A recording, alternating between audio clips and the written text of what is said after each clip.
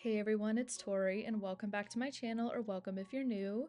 For today's video, we're going to be setting up my bullet journal for November 2025. I'm flipping to my planning page first, which is where I plan out my color palette and elements of my theme for the month. But before we get into the setup, let's take a look to see how last month is going so far. For October, I did a collage fall style theme, and if you missed that plan with me, I will have it linked in the cards for you to check out. All these cute pumpkin themes stickers in my weeklies are from Hubman and Chubgirl, and I got the whole journal pack for these spreads because I thought they went perfectly with my fall scrapbooky vibes. And now it's time to take a look at the supplies I'll be using in my bullet journal setup.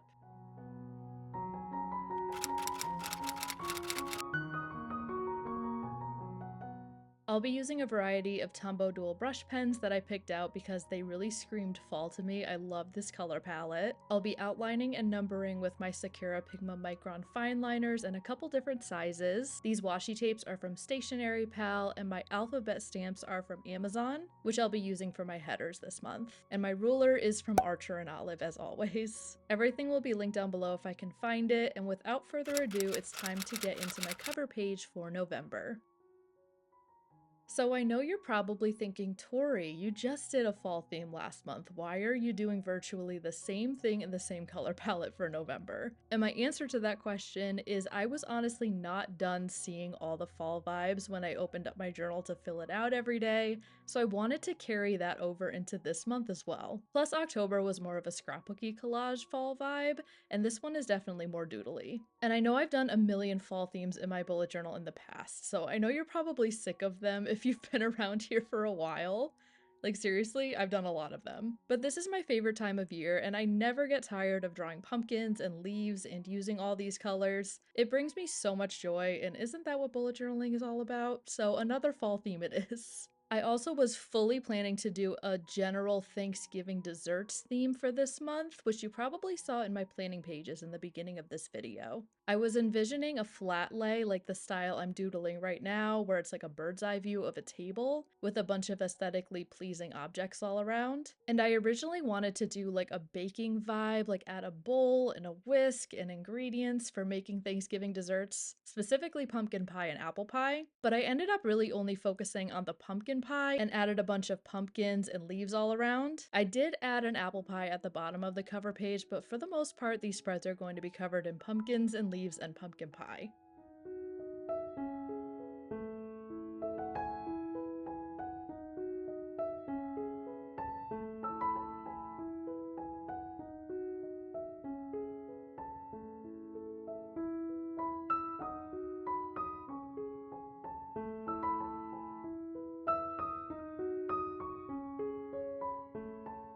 I was having such a good time coloring in this page. It was one of those times where I wasn't really under a time crunch for this video, so I just sat down and I put on an audiobook and completely spaced out and had a nice relaxing time coloring this in. I'm pretty sure this cover page almost took me an hour to do, but honestly, I think it's one of my favorite cover pages I've done so far this year. I really love how it turned out.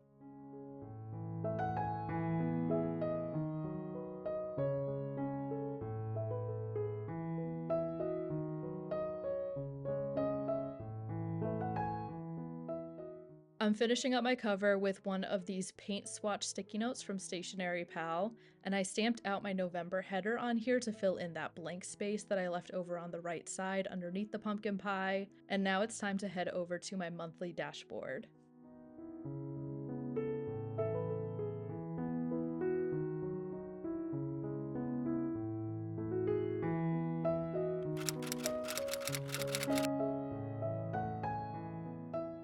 When it comes to my dashboard, I started out by penning in these large boxes around the spread, and the box in the bottom left corner is going to be where my calendar sticker is going to go. I decided to dress it up a little bit with a leaf border around the box, but that's really the only decoration on this spread. I kept it really simple and open with only that and the boxes that I'm putting all of my lists in for what I want to read this month, what I want to crochet, and a general to-do list.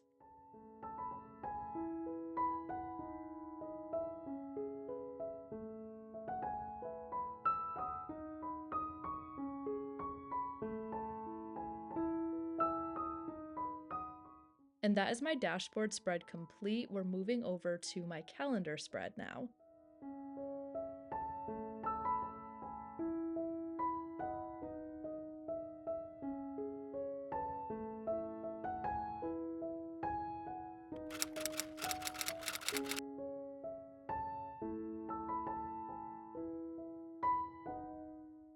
For my calendar spread, I went with a large grid layout that I penned in with my 03 black fine liner. I think I usually use an 05 for my calendar, but I use an 03 a whole lot in this setup. You'll be seeing that a lot. Each box is 6 dot grid spaces across and 6 spaces down, which gives me just enough room to write events and bills and other notable things going on this month that I will then transfer over to my weekly spreads as I start to make those. I also used that fine liner to doodle a border of pumpkins and leaves down the right side, and a little leaf at the top corner with this gingham design that I intended to be like a placemat or a tea towel situation. I drew these on the cover page too because I thought it was a good idea for layering and also a space filler. Fun fact, I got this idea from a banana bread theme that I did back in May of 2020. I'll have that cover page on the screen here. I had a sort of plaid background element going on for this flat lay style cover page, and I wanted to bring that into this theme. Something really funny though is that even though I love banana bread, I don't like bananas, and I did a whole theme based on that. And also, I don't like pumpkin pie, but I love other pumpkin flavored things. So random, but it's weird that I've done 2 baked good themes involving things that I don't even like. Anyways, after finishing up my lettering and numbering on this calendar, that is the spread complete, and it's time to get into some trackers, starting with my habit tracker.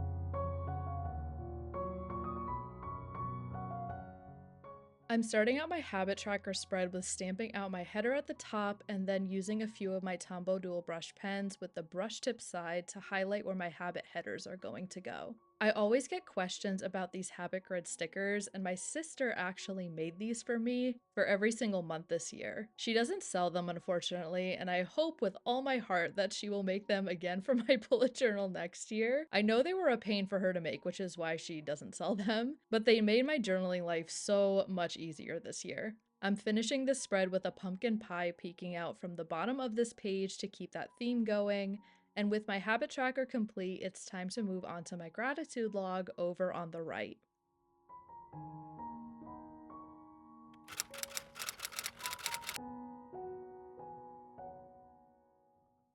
For my gratitude log, I'm starting with lettering my header at the top of the spread. I'm doing my grid layout that I've been doing many times in the past, which is a layout originally inspired by Tracy Tyler Revel. Each grid space is 8 dot grid spaces across and 3 down, and I have 30 spaces total for 30 days in November. And I say it 4 times a year, but wow, do I love a 30-day month. It makes my brain so happy. And that is my gratitude spread complete. It's time to flip over to the next page for some anxiety-related spreads.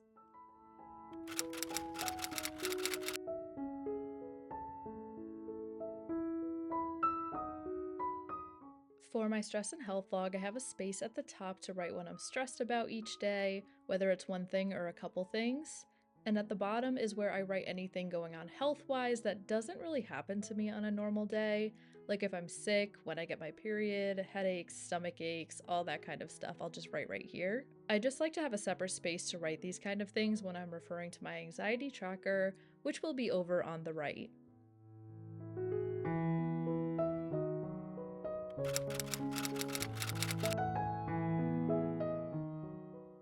I actually penciled in this anxiety tracker with a completely different layout at least 3 times when I was trying to plan it for this month. For some reason, I could not settle on exactly how I wanted to approach this spread. At one point, I had 30 plates and I was going to draw different pie slices based on my mood. Then I erased the plates and I had 30 individual pie slices that I was going to color based on a key, but I really didn't like how they were looking, so I went with this where I doodled a few pies and divided them into 30 sections to color in each day, in reference to my color code, which you'll see down at the bottom of this spread. So it looks really blank now because I only colored in the pie crust along the perimeter, but I think it'll look really cool at the end of the month when the slices are all colored in.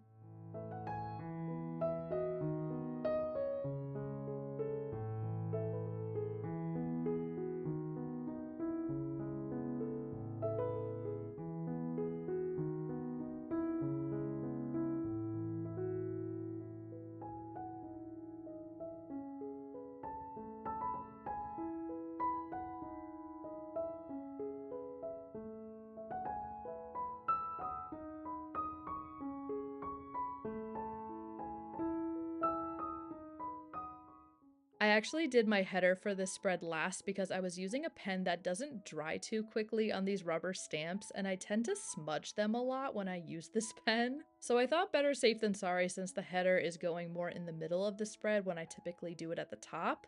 And that is my anxiety tracker complete. We are now heading into the last spread of this setup, which is my monthly review.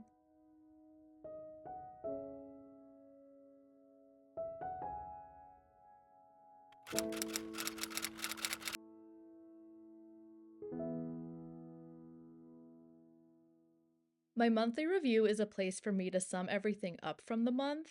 I'm starting out with doing my November header with that paint swatch sticky note and some washi tape layering that you've seen a couple times by now in this video. And I have some leaves and a pumpkin doodled on either side to bring in a little more of this theme to this spread.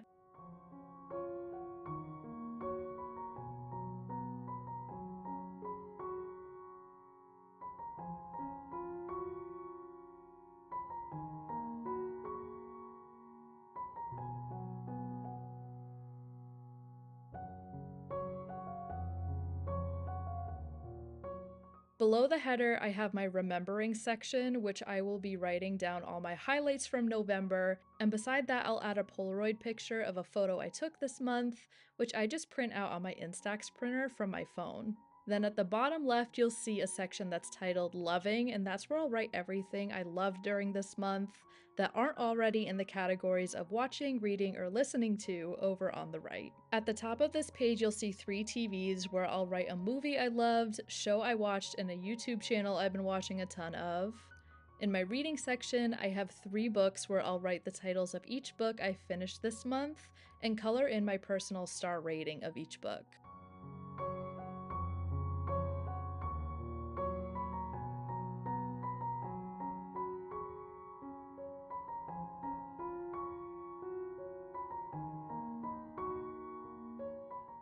At the bottom right, there's going to be a couple things kind of shoved together, which is an area titled Listening to write a few songs I've been listening to this month, as well as something I crocheted and something that I cooked. And those will just be in the boxes on the far bottom right corner. And after adding in some finishing touches, that is my November bullet journal setup complete, and it's time to get into the final flip through.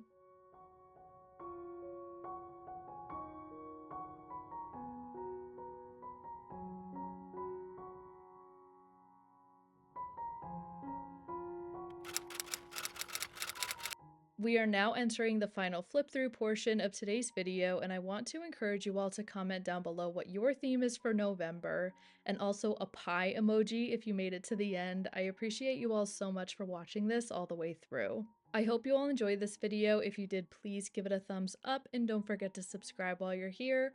Also, don't forget to check out my bullet journal social medias. Thank you so much for watching, and I will see you in the next one. Bye!